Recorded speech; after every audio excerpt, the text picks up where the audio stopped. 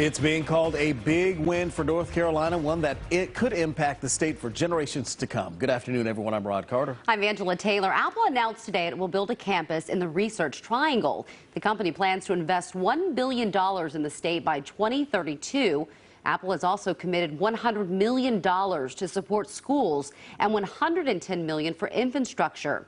They also plan to hire more than 3,000 people. We have complete team coverage for you tonight on the impact of this announcement. We're going to begin with Capitol reporter Michael Hyland live in Raleigh for us. And Michael, I know it's going to take some time to get fully up and running here, but the company is already looking to hire right away.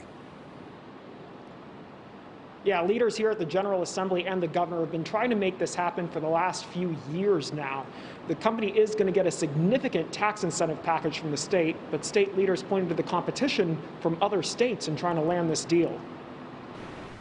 The maker of the iPhone says, "I want to come to North Carolina." This may be the biggest of all. Governor Roy Cooper said Monday after the state lost out on a major project involving Apple in 2018, he and other state leaders kept talking to the company, hoping a new deal would happen. This has been a challenging last 12 months. North Carolinians are hungry for good news. Well, today they received great news.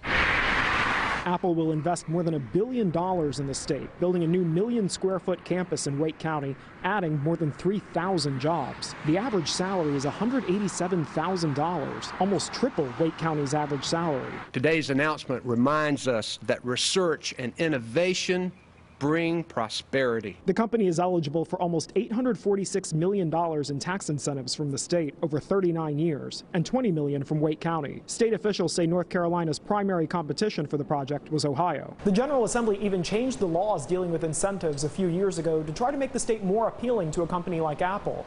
But Cooper said the company is held accountable to actually create the new jobs. Incentives are part of it. And most states, when they would attract a company like this, would have incentives. So other states were offering incentives too. But this company looks at everything. Apple is setting up its own $100 million fund to support schools and community programs and contribute another $112 million to the state's utility fund for infrastructure projects across North Carolina. The company will also retain the 1,100 people it already has working in North Carolina across the state. Coming up at 6, I'm going to have a closer look at what impact controversial laws dealing with equality had on all of this, and whether the company raised any concerns about bills pending now here at the General Assembly. Live in Raleigh, Michael Hyland, CBS 17 News.